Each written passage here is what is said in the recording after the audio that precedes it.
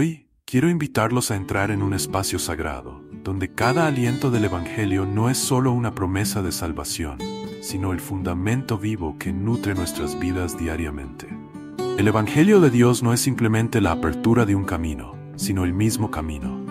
Es el agua viva que fluye incesantemente desde la cruz, refrescando cada desafío, cada alegría y cada dolor en la vida del creyente. Para quienes piensen que el Evangelio es solo el primer paso en la fe, recuerden que ese mensaje nunca se vuelve obsoleto, ni es algo que podamos dejar atrás. Al contrario, es profundo, inagotable, y siempre nos ofrece nuevas oportunidades de reflexión y gracia. Al igual que los creyentes de Galacia en el pasado, a veces nos dejamos arrastrar por lo que parece correcto o elevado. Como ovejas jóvenes, a menudo nos dejamos llevar por engaños y falsas promesas, conducidos por caminos que nos imponen rituales y normas, como si fueran condiciones para la salvación. Pero escuchemos el urgente llamado de advertencia de Pablo. ¿Para qué sufrió Jesús en la cruz, si nosotros volvemos a depender de nuestras propias fuerzas? La gracia es todo lo que necesitamos. Es la única fuente de poder que nos permite enfrentar el pecado, madurar y cumplir con el propósito de nuestra vida. Ahora, les invito a abrir sus corazones y dejar que las palabras del Evangelio penetren profundamente, despertando en nosotros una fe pura en el amor de Dios. Que nos lleven de regreso a encontrar fuerza en el Espíritu Santo, una fuerza que ninguna regla o ritual puede reemplazar. Que nuestros corazones se abran al poder viviente del Evangelio, para que podamos ser llenos de la gracia infinita de nuestro Señor Jesucristo. Si hay algo que los creyentes necesitan conocer, es el papel que juega el Evangelio en sus vidas cristianas. Alguien dijo una vez, y yo creo que tenía toda la razón, que el Evangelio no es el trampolín desde el cual nos sumergimos en la piscina del cristianismo y entonces dejamos atrás, después de nuestra conversión, para comenzar a conocer algunas doctrinas más profundas. No, mis hermanos, el Evangelio es el trampolín y el Evangelio es la piscina. No existe ninguna doctrina de las Escrituras que nos lleve más allá del Evangelio. No existe ningún área de nuestras vidas cristianas en la que no tengamos que aplicarnos el Evangelio día tras día. Es imposible madurar en la fe, es imposible luchar eficazmente en contra del pecado, es imposible poner nuestros dones en operación para la gloria de Dios y para la expansión de su reino, a menos que continuemos arraigados en el Evangelio y creciendo en nuestro entendimiento del Evangelio.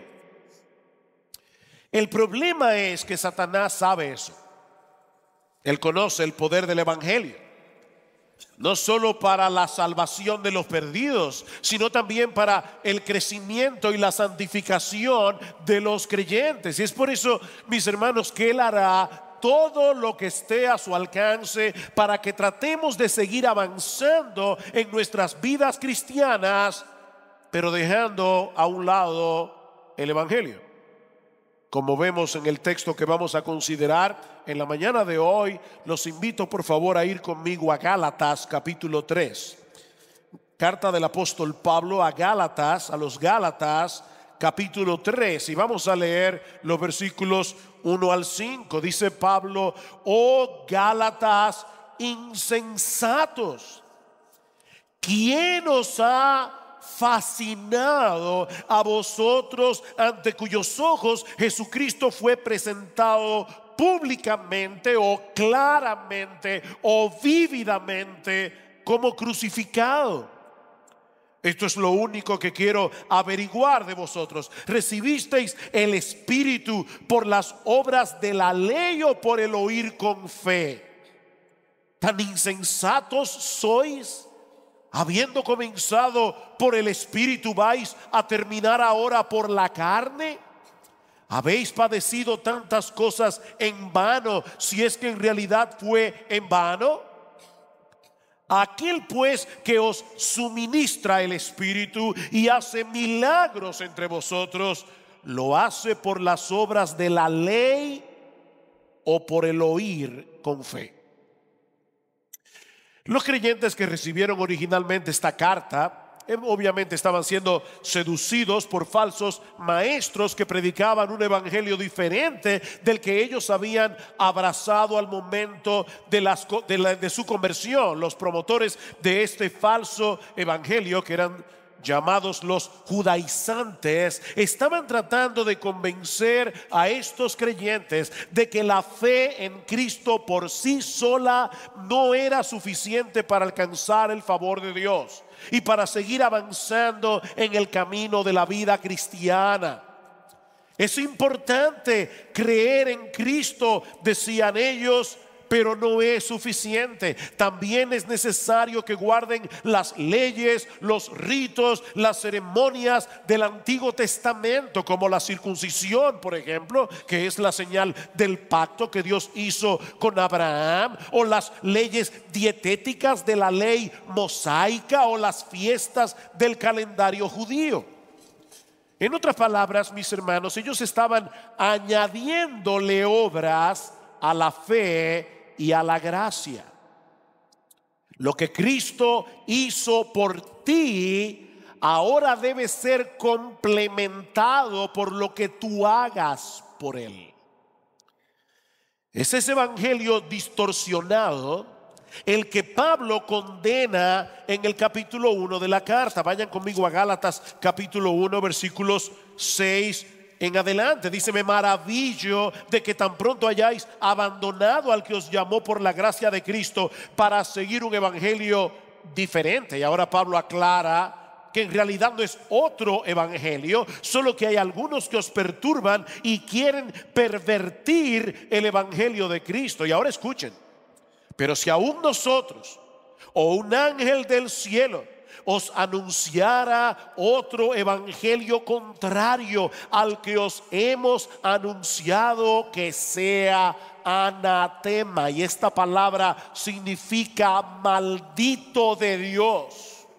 Versículo 9: como hemos dicho antes, también repito ahora, si alguno os anuncia un evangelio contrario al que habéis recibido, que sea anatema. Abrazar ese evangelio, que a final de cuentas, dice Pablo, no es ningún evangelio, no es ninguna buena noticia, es colocarse a sí mismo bajo las palabras de condenación que Pablo está pronunciando aquí. Ahora bien, yo estoy seguro, espero, que ningún hermano de esta iglesia piense que deba circuncidarse o que debe guardar algunos ritos y ceremonias de la ley para ser salvos o para completar nuestra salvación en Cristo.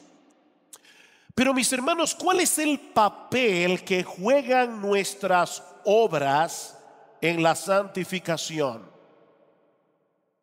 ¿Qué de otras cosas como leer la Biblia, orar, venir a la iglesia, ofrendar, evangelizar o simplemente obedecer los mandamientos de Dios? ¿Cómo conjugamos la doctrina de la justificación por la fe sola, que es el corazón, la esencia del evangelio, es decir, que nosotros somos declarados justos en el tribunal de Dios únicamente por la obra de Cristo, por la obediencia perfecta de Cristo y su muerte en la cruz? ¿Cómo conjugamos esta doctrina de la justificación por la fe sola con la responsabilidad que tenemos los creyentes de ocuparnos en nuestra salvación con temor y temblor, como dice Pablo en Filipenses capítulo 2 versículos 12 al 13? Miren, mis hermanos, si no tenemos un claro entendimiento de cómo interactúan estos dos elementos en nuestra vida cristiana práctica, tarde o temprano terminaremos extraviados, como sucedió con estos creyentes de Galacia. Ellos eran creyentes, pero se extraviaron. Fueron estorbados. Como les dice Pablo en el capítulo 5, ¿quién los estorbó? Ustedes iban corriendo bien. ¿Quién los estorbó? Cuando Pablo les predicó el evangelio en su segundo viaje misionero, ellos abrazaron por fe la realidad de que la salvación dependía únicamente de lo que Cristo hizo a nuestro favor en la cruz del Calvario. Pero un tiempo después comenzaron a prestar oídos a las enseñanzas de estos falsos maestros que los estaban tratando de mover a vivir por las obras, no por la fe. Vean una vez más el capítulo 3, versículo 1. Oh Gálatas insensatos, ¿quién os ha fascinado?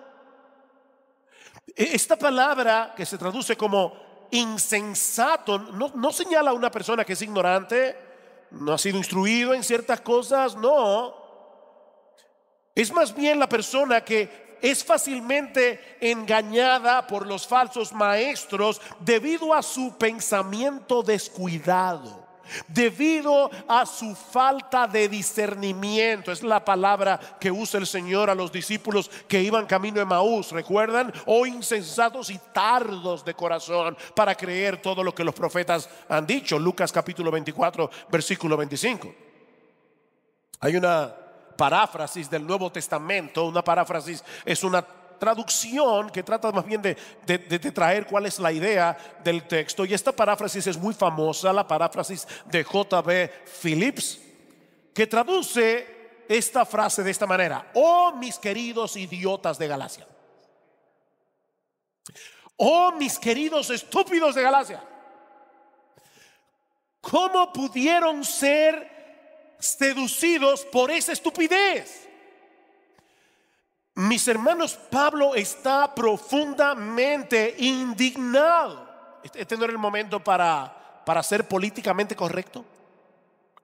Pablo está indignado por la forma como estos creyentes se habían dejado seducir por ir detrás de un evangelio distorsionado. Y dice él, es como si ustedes hubieran caído bajo la influencia de un hechizo. Esa es la traducción de la palabra fascinación.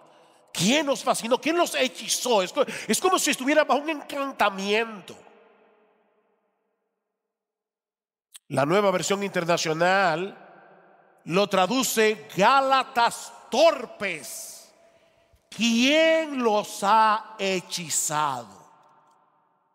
Y obviamente no era que Pablo creía que ellos habían caído bajo un conjuro mágico, pero él conocía muy bien la forma tan encantadora como los falsos maestros introducen sus herejías. De hecho, muchas veces tienen más carisma que los maestros de la verdad. Son más buenos mozos, se visten mejor. Tienen carisma para fascinar a sus oyentes, para encantarlos, al punto de llevarlos a creer en cosas que son completamente absurdas.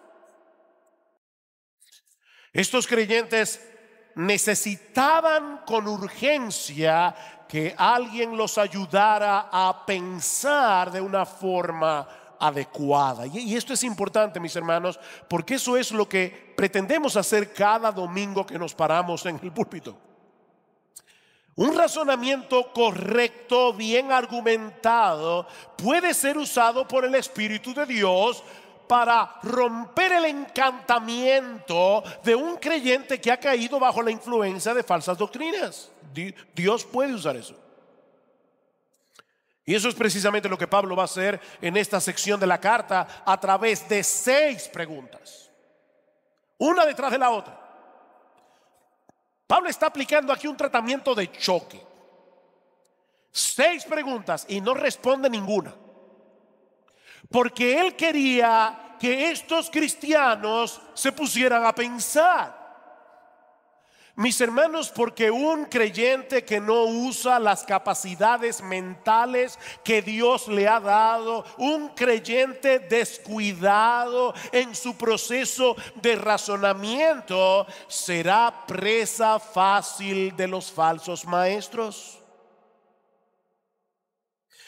Y lo primero que Pablo les hace ver a través de estas preguntas es que esta combinación de obras más fe o fe más obras es una contradicción del Evangelio. Noten una vez más el versículo 1. Oh Gálatas insensatos, oh mis queridos idiotas de Galacia, ¿quién os ha fascinado a vosotros ante cuyos ojos Jesucristo fue presentado públicamente como crucificado? Qué buena descripción de lo que es la predicación del Evangelio. Dice Pablo, yo fui a vosotros y a través de mis palabras, no fue que Pablo fue con un crucifijo, ustedes vieron por los ojos de la fe al Cristo crucificado. Cristo fue presentado claramente delante de vosotros. Yo les expliqué en una forma bien clara, en una forma bien explícita, el significado de la muerte de Cristo en la cruz. Ellos pudieron ver con los ojos de la fe todo lo que Cristo tuvo que sufrir por causa de nuestros pecados. Ahora, mis hermanos, déjenme hacerles una pregunta de cristianismo 101, es decir, cristianismo básico. ¿Por qué Cristo tuvo que morir en una cruz? Él tuvo que morir en una cruz para salvarnos, por la sencilla razón de que nosotros no podíamos salvarnos a nosotros mismos. Eso es evidente. Cristo murió en la cruz porque nosotros no podíamos salvarnos a través de nuestras buenas obras. Mis hermanos, el mensaje del Evangelio aplasta completamente nuestro orgullo, porque nos hace ver que no existe la menor posibilidad de salvarnos a través de nuestra obediencia, a través de nuestro esfuerzo personal. Eso es imposible. De ahí la indignación de Pablo con estos creyentes de Galacia. ¿Cómo es posible que ustedes se hayan dejado arrastrar por ese evangelio distorsionado de salvación por obras? Si ustedes saben muy bien que Jesucristo tuvo que morir en esa cruz para salvarnos, porque no podíamos salvarnos a nosotros mismos.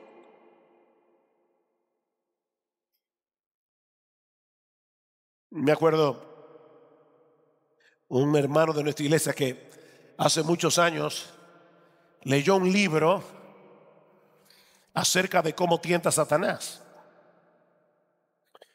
Y él dijo, wow, ya yo sé cómo es el asunto.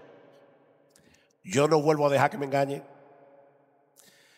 ¿De verdad tú crees que por leer un libro acerca de cómo tienta a Satanás ya tú no vas a pecar más?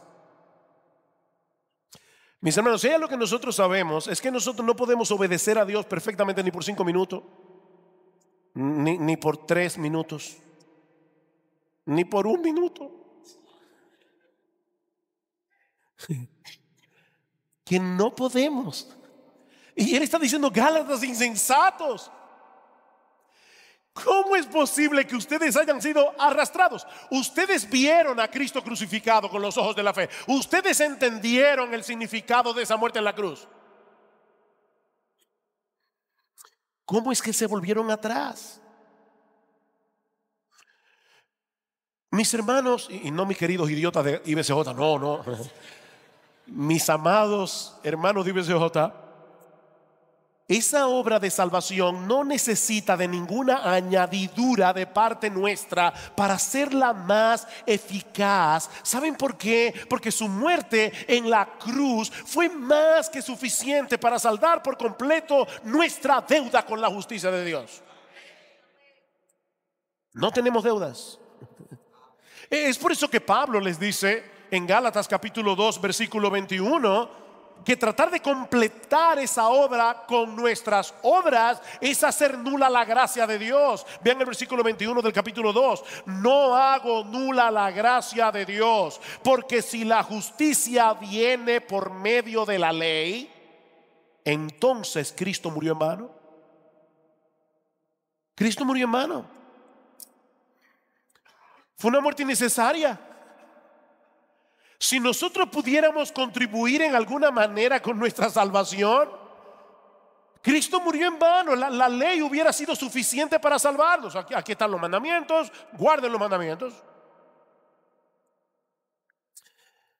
Pero Cristo tuvo que venir del cielo y morir en la cruz, porque ninguno de nosotros habría podido cumplir a perfección todas las demandas de la ley de Dios, como dice Pablo más adelante en este mismo capítulo, Gálatas capítulo 3 versículo 10, porque todos los que son de las obras de la ley, todos los que están tratando de salvarse a través de las obras de la ley, están bajo maldición.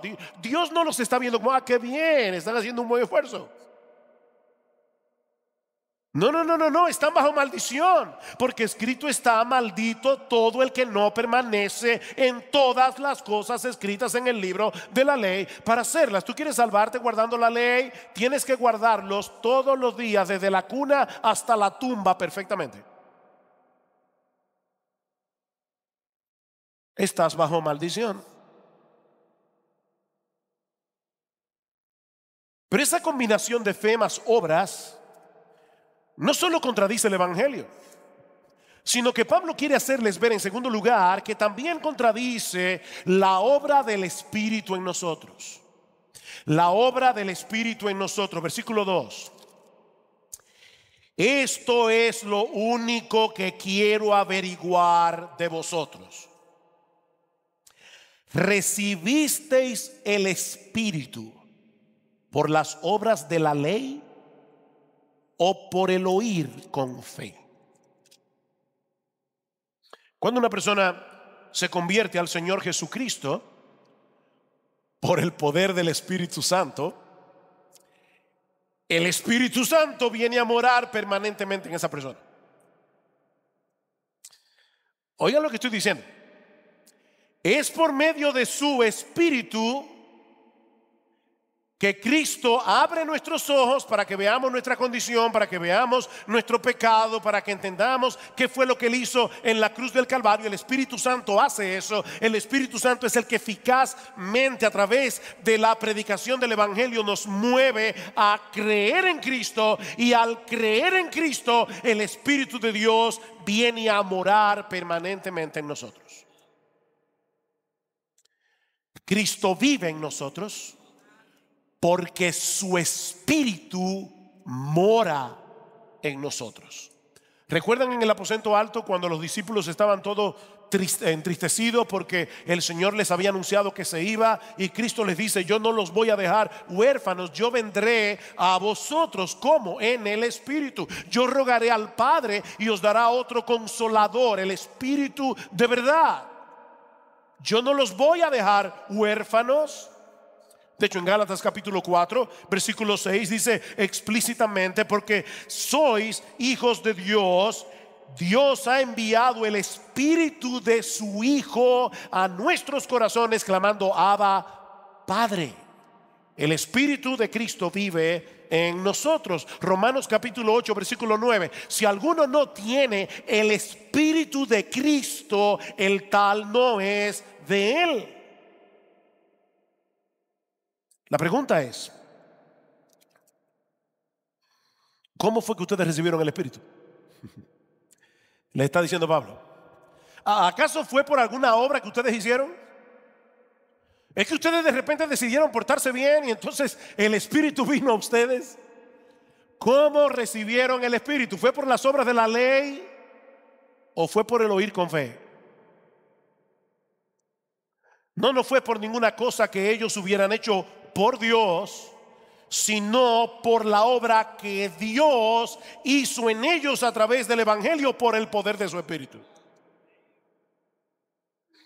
Así que, mis hermanos, lo único que ellos hicieron, y todos los cristianos que están aquí, para recibir el Espíritu, fue escuchar el Evangelio con fe. No fue por las obras de la ley, fue por el oír con fe. Pero ahora viene la parte más crucial de este pasaje. Hermanos, esta es la parte más crucial de este pasaje. Versículo 3. Pablo va a decirles ahora que la vida cristiana continúa exactamente como comenzó, a través de la obra del Espíritu en nosotros por medio de la fe. Versículo 3. Tan insensatos sois, habiendo comenzado por el Espíritu, ¿vais a terminar ahora por la carne?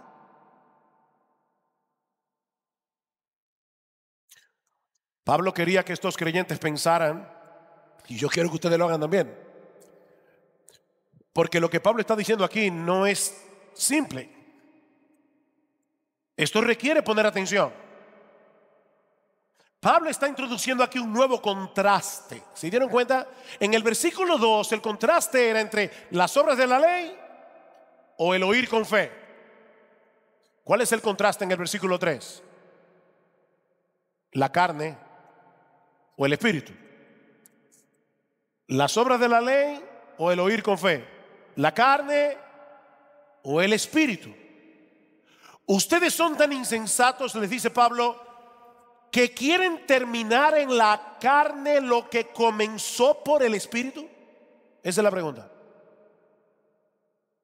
Y Pablo quiere hacerles ver que eso es absurdo. Lo que comenzó por el espíritu debe continuar y terminar por el espíritu. Pero aquí viene la pregunta del $1.000.000. ¿A qué se refiere Pablo al hablar de la carne en este pasaje?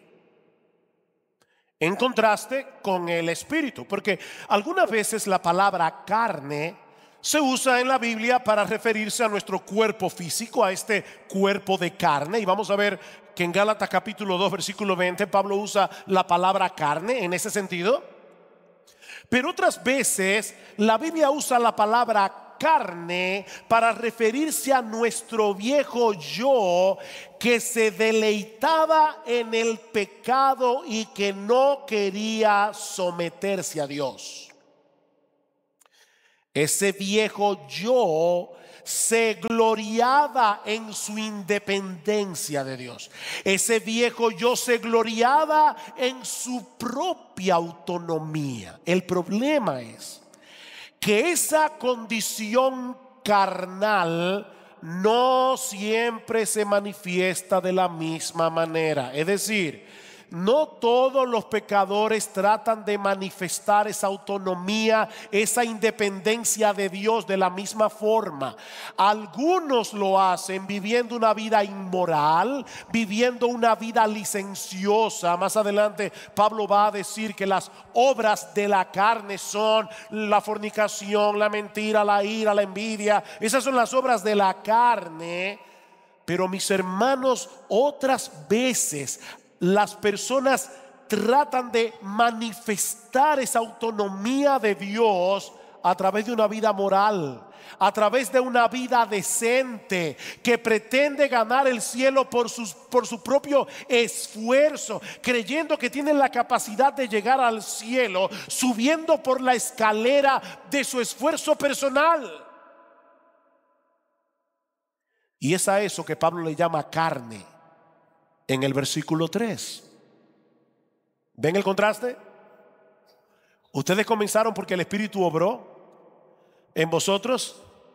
Ahora van a regresar a ese estilo de vida que ustedes tenían cuando querían vivir en independencia de Dios, en autonomía de Dios. haciendo las cosas en su propio esfuerzo. Lo que comenzó en ustedes por el Espíritu, es decir, descansando enteramente en la obra de Cristo en la cruz, habiendo sido regenerados por el Espíritu Santo, ahora pretenden completarlo a través de su propio esfuerzo por obedecer la ley de Dios. Vean el versículo 4. ¿Habéis padecido tantas cosas en vano? Si es que en realidad fue en vano. La palabra que se traduce como padecer aquí significa literalmente experimentar, y es el contexto el que debe ayudarnos a decidir si se trata de una experiencia negativa como el sufrimiento, la persecución, o si se trata de una experiencia positiva, que es lo que yo creo que Pablo está señalando aquí. Ustedes experimentaron, por el contexto, la bendición del nuevo nacimiento, experimentaron la bendición de haber nacido de nuevo en Cristo para salvación, experimentaron el haber recibido el Espíritu Santo, y todo eso únicamente por recibir por medio de la fe el mensaje del Evangelio. Y ahora Pablo pregunta: ¿es que acaso todo eso fue en vano? ¿Que ahora quieren sustituir la fe por las obras, el Espíritu por la carne? Mis hermanos, la vida cristiana debe continuar exactamente como comenzó, descansando por la fe en las grandes verdades del Evangelio. Versículo 5. Aquel pues que os suministra el Espíritu y hace milagros entre vosotros, ¿lo hace por las obras de la ley o por el oír con fe? Miren, yo creo que hay pocos pasajes en el Nuevo Testamento que sean tan importantes para la vida cristiana que el capítulo 3, versículo 5 de Gálatas. Pablo ha venido hablando de lo que ellos habían experimentado en el pasado, ¿se dieron cuenta? Pero ahora se refiere a lo que estaba sucediendo en medio de ellos en el presente. ¿Vieron el cambio del tiempo? ¿Cómo es que Dios nos suministra ahora? Una medida mayor del Espíritu de Dios, de modo que podamos seguir avanzando en nuestras vidas cristianas. ¿Cómo es que eso pasa? Es por esforzarnos lo más que podamos en obedecer a Dios, ¿o es por el oír con fe?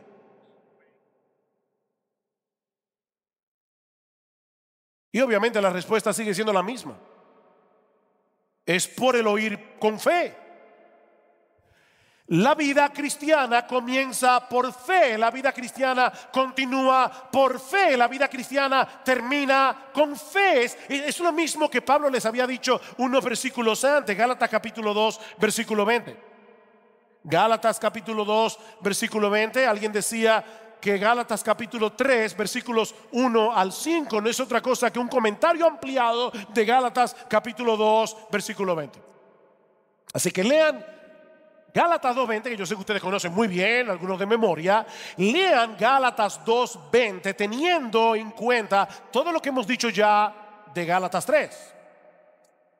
Dice Pablo: con Cristo he sido crucificado. Y obviamente el pronombre tácito y sobreentendido es yo. Con Cristo yo he sido crucificado, de manera que ya no soy yo el que vive. Déjenme hacerles una pregunta. Mis hermanos, ¿quién es el yo que ha sido crucificado con Cristo? La respuesta es el viejo yo insubordinado que se gloriaba en su autonomía, el que quería hacer las cosas en sus propias fuerzas para llevarse la gloria. Porque el que recibe el poder, el que da el poder, recibe la gloria, ¿verdad? El que da el poder, recibe la gloria. Si yo hago las cosas, los niños, una de las primeras cosas que aprenden a decir es yo solo. Ellos quieren hacer las cosas por sí mismos. Y por supuesto, eso es lo que le pasa al legalista. El legalista quiere obedecer, hacer las cosas en sus propias fuerzas. Y por supuesto le va a pasar lo siguiente: si tiene una pequeña victoria, se va a enorgullecer, porque fue en su propia fuerza. Pero si tiene una derrota, se va a frustrar. El legalista vive en esas dos ondas, o en orgullo o en frustración. Dice Pablo, ese yo fue crucificado con Cristo. Por lo tanto, ya no soy yo el que vive, sino que Cristo vive en mí. Otra vez, ¿cómo es que Cristo vive en mí? Por su Espíritu. Ya no vivo yo, es Cristo el que vive en mí. ¿Significa eso que ya yo no tengo ninguna responsabilidad en cuanto a mi vida cristiana? Lo único que yo tengo que hacer es quedarme tranquilo para que Cristo viva su vida en mí. No. Sigan leyendo. Y la vida que ahora vivo en la carne, perdonen otra vez que sea tan necio, pero ahora el necio soy yo, lo admito. ¿Quién es el sujeto tácito y sobreentendido de su oración? La vida que ahora vivo, ¿quién? Yo en la carne, es decir, la vida que vivo yo, mi nuevo yo regenerado que todavía permanece en este cuerpo físico, en este cuerpo de carne, pero que ahora tiene la bendición de contar con la presencia permanente del Espíritu Santo que nos mueve a la obediencia. Entre paréntesis. La vida que ahora vivo yo, mi nuevo yo, el regenerado, no el degenerado, sino el regenerado, la vivo por fe. Yo la vivo por fe en el Hijo de Dios, el cual me amó y se entregó a sí mismo por mí. ¿Cuál es la clave de mi nueva vida en Cristo? La fe en el Hijo de Dios que me amó y se entregó a sí mismo por mí. Mis hermanos, lo que Pablo está diciendo aquí es lo siguiente: soy yo el que tiene la responsabilidad de vivir la vida cristiana. Así como nadie se arrepintió por mí, ni creyó por mí cuando yo vine a Cristo en arrepentimiento y fe, nadie puede obedecer por mí, nadie puede leer la Biblia por mí, ni orar por mí, ni venir a la iglesia por mí, ni luchar contra el pecado por mí. Nadie puede hacer eso. Eso lo tenemos que hacer tú y yo. Pero ahora hay dos elementos en el creyente que cambian por completo la naturaleza de nuestra obediencia a Dios. La primera es que ahora no hago ninguna de esas cosas para ganarme el favor de Dios, sino con la tranquilidad de que ya tengo por completo su favor únicamente por causa de la obra de Cristo en la cruz del Calvario. Esa es la gran diferencia entre el legalista y el cristiano. El legalista obedece para ser aceptado por Dios, mientras que el creyente obedece con la gratitud y el gozo de saber que ya fue aceptado. Hay una diferencia. Fuimos aceptados por los méritos de otro, no por los nuestros, sino por los de nuestro bendito Señor y Salvador Jesucristo. Noten lo que dice Gálatas capítulo 5 versículo 6, y me encanta este texto. Dice, porque en Cristo Jesús, versículo 5, porque nosotros por medio del Espíritu esperamos por fe la esperanza de justicia. Wow, aquí están todos los elementos. Nosotros por medio del Espíritu, esperamos por la fe la esperanza de justicia, por la obra del Espíritu en mí, yo estoy seguro que el día que yo me presente en la presencia de Dios, yo voy a ser aceptado como justo en su presencia. ¿Cómo yo sé eso? Por la fe. Porque el Espíritu de Dios que mora en mí me lo asegura por su palabra.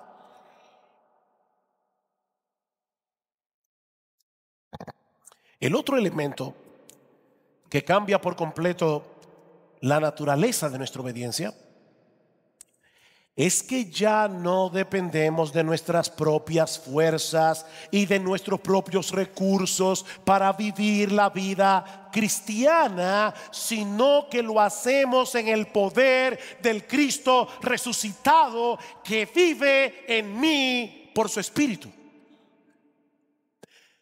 No es en mis propias fuerzas, es por la obra de Cristo en mí.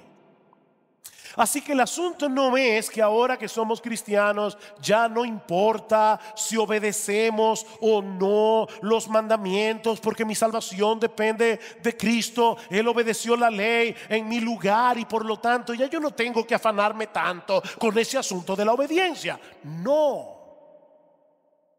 De hecho, escuchen lo que sigue diciendo Pablo en Gálatas capítulo 5, inmediatamente después de haber dicho que él espera por la fe, la justicia por el Espíritu. Dice el versículo 6: porque en Cristo Jesús ni la circuncisión ni la incircuncisión significan nada, sino la fe que obra por el amor. La fe que obra por el amor. Somos salvos únicamente por medio de la fe, pero la verdadera fe es una fe que produce obras de amor a Dios y de amor al prójimo. Si una fe no produce obras, es una fe muerta, y una fe muerta no va a salvar a nadie. La fe obra por el amor. Versículo 13, porque vosotros, 5:13, porque vosotros, hermanos, a libertad fuisteis llamados, solo que no uséis la libertad como pretexto para la carne, sino servíos por amor los unos a los otros, porque toda la ley en una palabra se cumple en el precepto: amarás a tu prójimo como a ti mismo. ¿Ven el punto? No es que ya a mí no me importa la ley, es que ahora yo tengo un nuevo impulso para cumplir la ley, no perfectamente, pero sí sinceramente.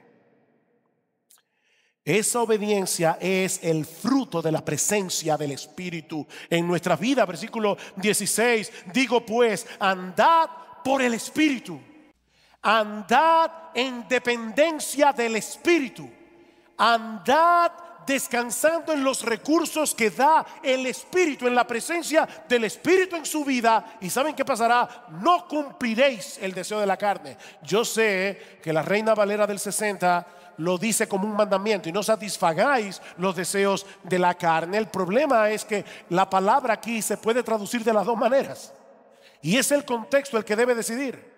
Y yo creo por el contexto que lo que Pablo está diciendo es como la Biblia de las Américas lo traduce: andad por el Espíritu y no cumpliréis el deseo de la carne, porque el deseo de la carne es contra el Espíritu y el del Espíritu es contra la carne, pues estos se oponen el uno al otro, de manera que no podéis hacer lo que deseáis. Algunas personas dicen: pastor, yo no debo ser cristiano porque mire la lucha que yo tengo en mi interior. Óyeme bien, esa lucha probablemente es el síntoma más evidente que tú tienes de ser cristiano. Hay una guerra porque el pecado todavía mora en mí. Pero si sois guiados por el Espíritu, no estáis bajo la ley. Ya yo no obedezco por temor al castigo. Ya yo no obedezco porque pienso que me va a caer un rayo del cielo si no obedezco a Dios. Lo hago por la presencia del Espíritu en mi vida, no en mis propias fuerzas. Mis hermanos, es esa misteriosa interacción la que vemos una y otra vez en el Nuevo Testamento. Yo sé que algunos van a decir: pastor, me voy de la iglesia hoy con dolor de cabeza. Qué bueno, tómate una aspirina, pero escucha, porque eso lo escribió Pablo para una iglesia común y corriente, no era para un seminario. Pablo quiere que los cristianos entiendan esto. Así que, hermano, escucha bien.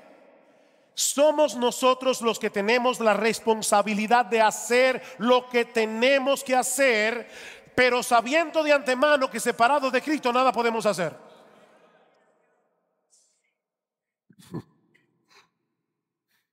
¿Tú oíste eso? Somos nosotros los que tenemos que hacer lo que tenemos que hacer,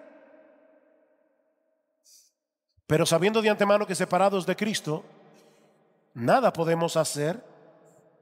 Tenemos que vivir en dependencia del Espíritu que vive en mí y que obra en mí. Oigan estos textos rápidamente. Colosenses 1:29.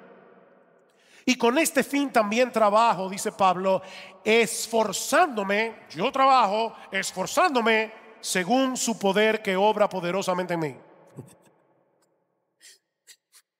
Yo trabajo, yo me esfuerzo, amparado en ese poder. Colosenses 2:6-7. Por tanto, de la manera que recibisteis a Cristo Jesús el Señor, por la fe, ¿verdad? Andad así en Él. Debe continuar como comenzó. Tú lo recibiste por la fe, a Cristo. Sigue así.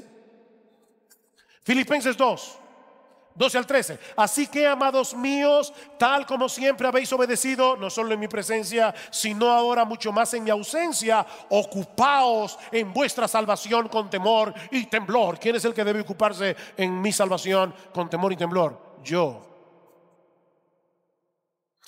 Porque Dios es quien obra tanto el querer como el hacer en nosotros por su buena voluntad. Ocúpate, porque Dios obra. La obra de Dios no debe llevarme a no hacer nada, sino a ocuparme en mi salvación con temor y con temblor. Primera de Pedro 4:10. Según cada uno ha recibido un don especial, úselo sirviéndoos los unos a los otros como buenos administradores de la multiforme gracia de Dios. El que habla, que hable conforme a las palabras de Dios. El que sirve, que lo haga por la fortaleza que Dios da.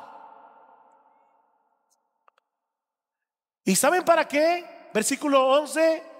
Para que en todo Dios sea glorificado mediante Jesucristo, a quien pertenecen la gloria y el dominio por los siglos de los siglos. Amén. ¿Qué decíamos antes? El que da el poder recibe la gloria, y el que da el poder para poder servirnos en amor los unos a los otros es Cristo, que vive en su espíritu en mí. Él se lleva la gloria. Mire, pastor, hasta aquí lo entiendo de forma teórica, pero ¿cómo se hace eso?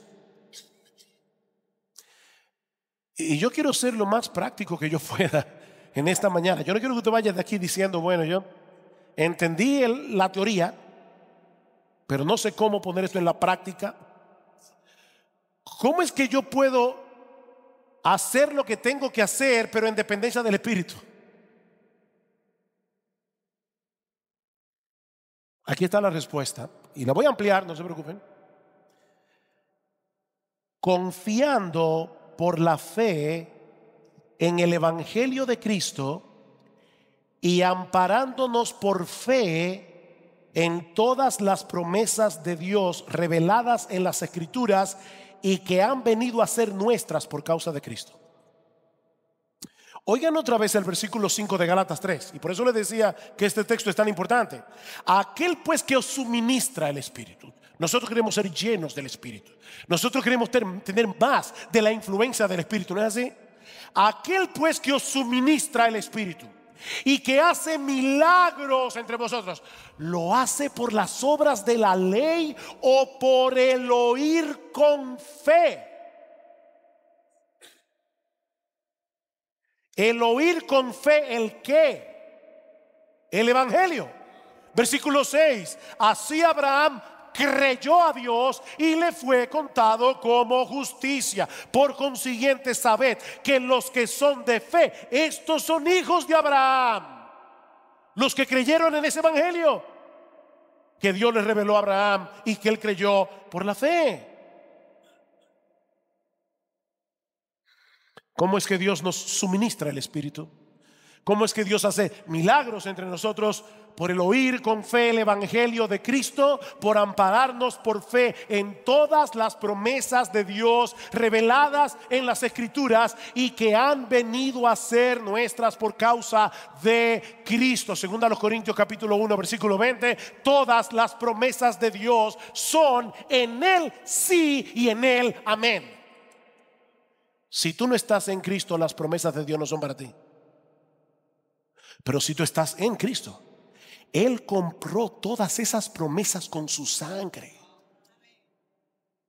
para ti. Déjenme poner un ejemplo práctico. No se preocupen que vamos a terminar, creo que a tiempo. No se afanen. Un ejemplo práctico. Vamos bien. Todos aquí seguramente han escuchado alguna vez la regla de oro, ¿verdad?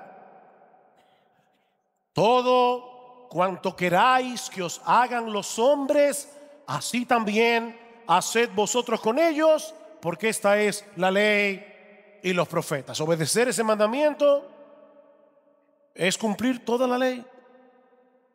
Hazle al otro el bien que tú quieres que te hagan a ti. Ahora, mis hermanos,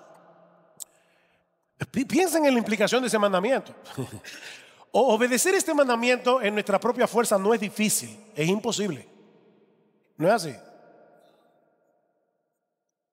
De verdad, esto es imposible. Nos amamos demasiado a nosotros mismos como para poder hacer con los demás lo que nosotros queremos que los demás hagan con nosotros. Pero ahí está el mandamiento. No podemos borrarlo de la Biblia. Y tenemos que obedecerlo porque esa es la voluntad de Dios. Ok. Si tú conoces bien tu Biblia, probablemente te diste cuenta que yo salté 2 palabras del texto. Y 2 palabras que hacen toda la diferencia. Este texto comienza de esta forma. Por eso, todo cuanto queráis que os hagan los hombres, así también haced vosotros con ellos, porque esta es la ley y los profetas. Este mandamiento no funciona en un vacío. Es la conclusión de algo que Cristo viene diciendo. ¿Y qué es lo que Cristo venía diciendo? Pedid y se os dará.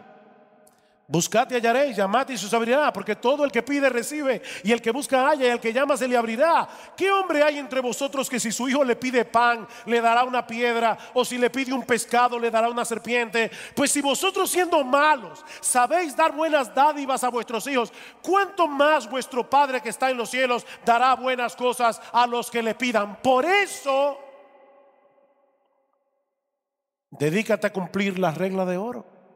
Mis hermanos, la razón por la que nosotros somos tan egoístas es porque pensamos en lo más profundo de nuestro corazón que si no nos ocupamos de nosotros mismos, nadie lo hará. Pero Cristo nos está liberando aquí. Cristo nos está dando una promesa en este texto de la cual podemos y debemos apropiarnos por la fe todos aquellos que estamos en Cristo. Tú tienes un Padre en los cielos que cuida de ti. Ampárate por la fe en esa promesa, porque esa promesa es tuya.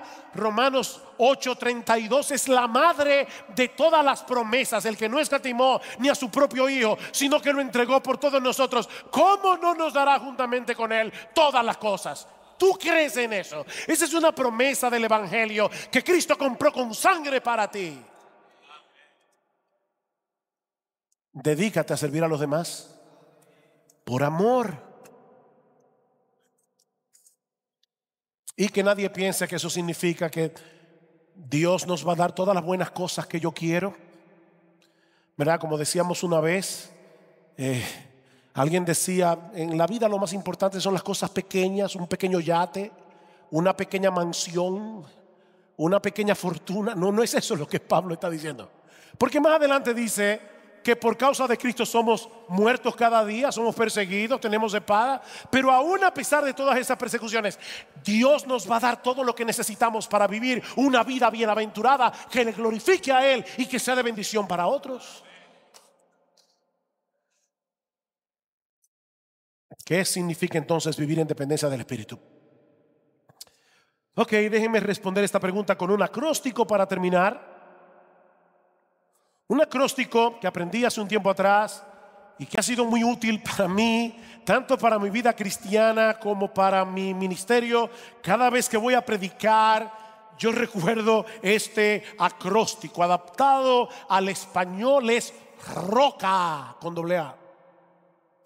ROCA. Reconoce, ora, confía, actúa y agradece. Y por si acaso, estos no son los 5 pasos para una vida exitosa y feliz. No, esto es un hábito de vida que tú debes desarrollar, que vas a internalizar y que te va a ayudar de una manera casi natural. Va a ser como una nueva naturaleza en ti, a depender del Espíritu y tener que decir, paso 1, reconoce, paso 2. No. Internaliza esto. ROCA. En primer lugar, reconoce. Mi hermano, reconoce que en ti mismo eres un 0 a la izquierda. Reconoce que no tienes capacidad alguna para vivir tu vida cristiana.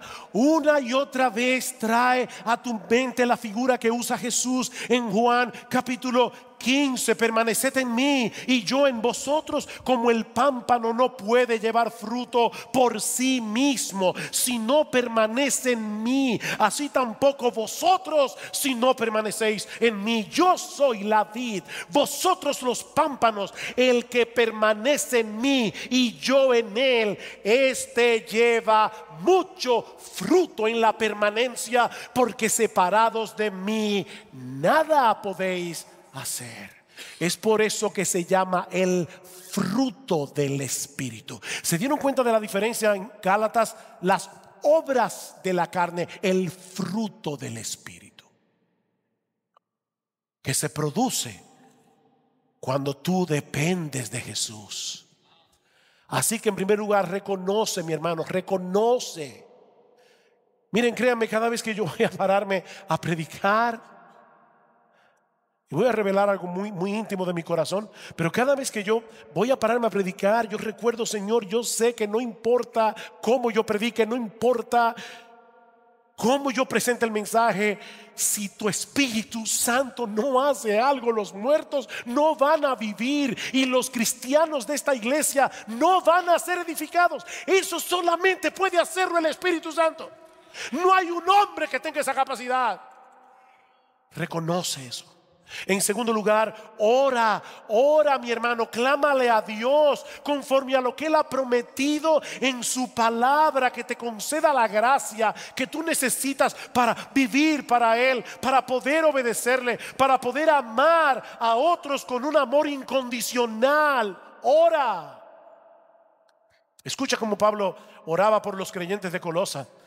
Y apropiate de esa oración para orar por ti y para orar por otros. Por esta razón también nosotros, desde el día que lo oímos, no hemos cesado de orar por vosotros y de rogar que seáis llenos del conocimiento de su voluntad en toda sabiduría y comprensión espiritual, para que andéis como es digno del Señor, agradándole en todo, dando fruto en toda buena obra y creciendo en el conocimiento de Dios, fortalecido con todo poder según la potencia de su gloria.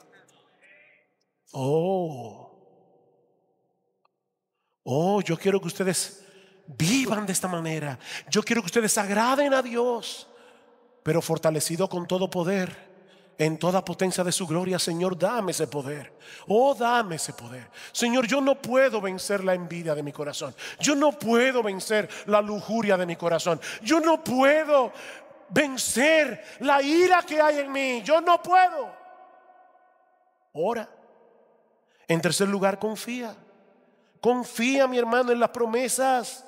en las promesas que Dios nos ha dejado en su palabra, porque Él es un Dios fiel. Él ha prometido capacitarnos, Él ha prometido estar con nosotros todos los días hasta el fin del mundo. Él ha prometido ser nuestro amparo y fortaleza en momentos de necesidad. Ampárate por fe en todo lo que Dios nos ha prometido en Cristo, porque mi hermano, eso es lo que energiza nuestra obediencia.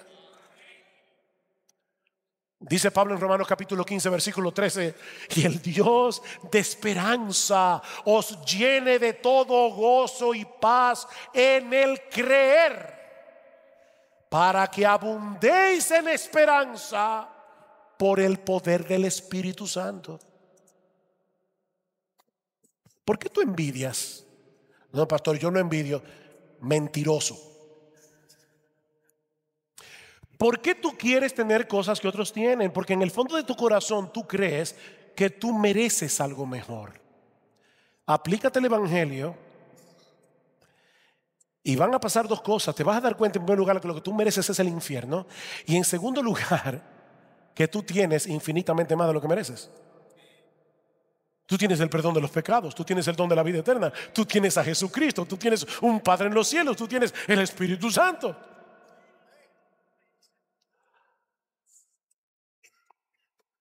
Ay, pastor, ese es mi problema. Se me hace tan difícil confiar, porque mi fe es tan débil. Permítanme compartir con ustedes una historia que yo espero que te sea de ayuda si estás luchando en este momento con este asunto de la fe. Y no he acabado el acróstico, estamos en reconoce, ora, confía. Uno de los más grandes teólogos norteamericanos del siglo XIX fue Robert Louis Dabney. En los últimos años de su vida, Dabney quedó ciego y en mucha debilidad. Y sabiendo que le quedaba poco tiempo de vida, Dabney le escribió una carta a otro teólogo, amigo suyo, Clement Reed Bowen, preguntándose en esa carta si él tendría una fe lo suficientemente fuerte cuando tuviera que enfrentarse con la muerte. Bowen le respondió de una forma muy teológica y con un corazón muy pastoral a la vez, preguntándole a Dabney ¿qué haría un viajero si llegara a un abismo sobre el cual se extiende un puente? La pregunta es, y ahora leo la carta que le escribió a Dabney, ¿qué hace él para cultivar confianza en el puente? Él revisa el puente, se inclina, lo examina. Él no se para en la cabeza del puente dejando que sus pensamientos giren con curiosidad en su mente a ver si él tiene la confianza necesaria para cruzar el puente. ¿Ven el punto? Él se está enfocando en el puente, no en su confianza. Examina el puente, no tu fe. Y si su examen del puente le proporciona cierta confianza, pero aún así quiere más, ¿cómo hace crecer su fe? Dice él, sigue examinando el puente. Ahora, mi querido amigo, oigan qué palabras más sabias. Mi querido amigo, deja que tu fe se ocupe de sí misma por un tiempo y tú piensas solamente en aquel en quien se te ha concedido depositar tu confianza. Piensa en el poder del Maestro, piensa en su amor, piensa en lo interesado que Él está en el alma que le busca y que no se consuela hasta que lo encuentra.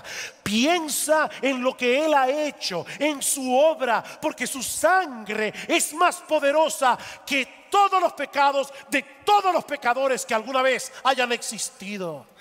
A fin de cuentas, Oigan esto, el gran teólogo que era Dabney, el gran teólogo es como cualquier otro de los hijos de Dios, y escuchar el sencillo evangelio es tan esencial para su consuelo como lo es para la criada que ordeña la vaca o para el joven que ara la tierra. Que Dios te dé gracia, mi amigo, no para poner demasiado énfasis en tu fe, sino para aferrarte al fundamento de tu confianza.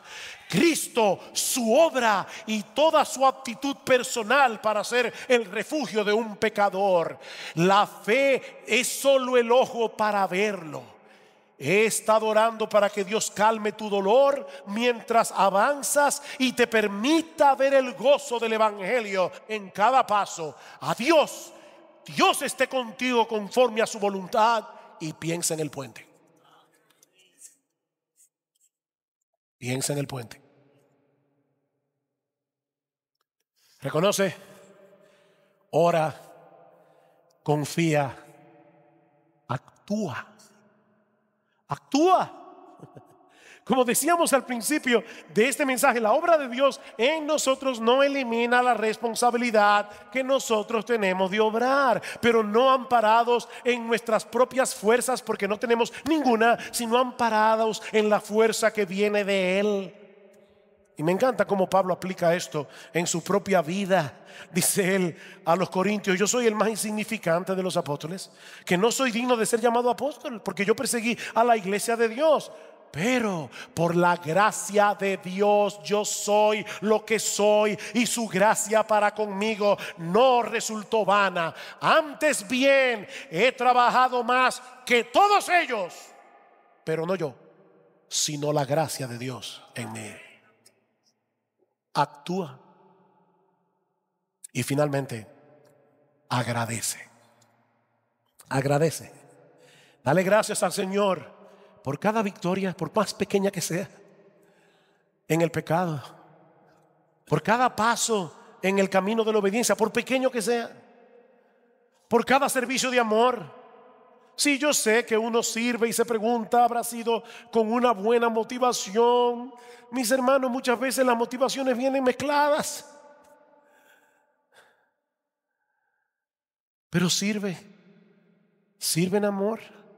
No te quedes paralizado por el problema de las motivaciones. Sirve en amor orando, y da gracias después que lo hagas,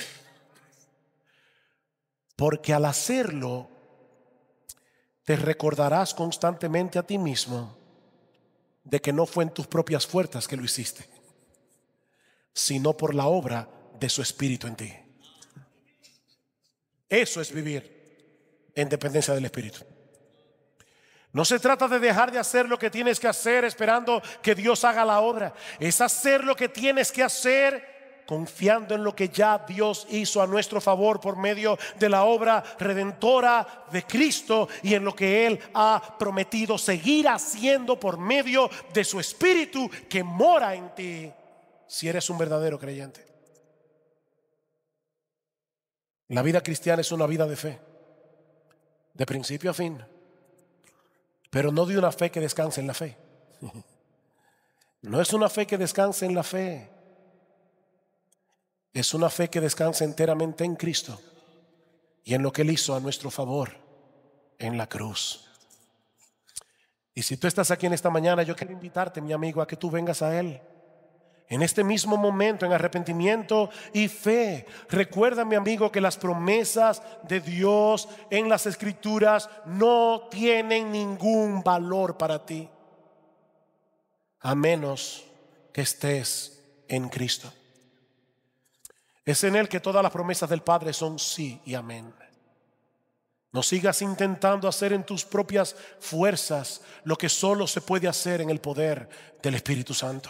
Humíllate ante el trono de Dios, clama por misericordia, confía únicamente en la obra que Cristo hizo en la cruz para salvar a pecadores, y yo te aseguro, con la autoridad de la palabra de Dios, que la misericordia y el perdón te serán otorgados en esta misma hora, solo por gracia, solo por Cristo, solo por medio de la fe.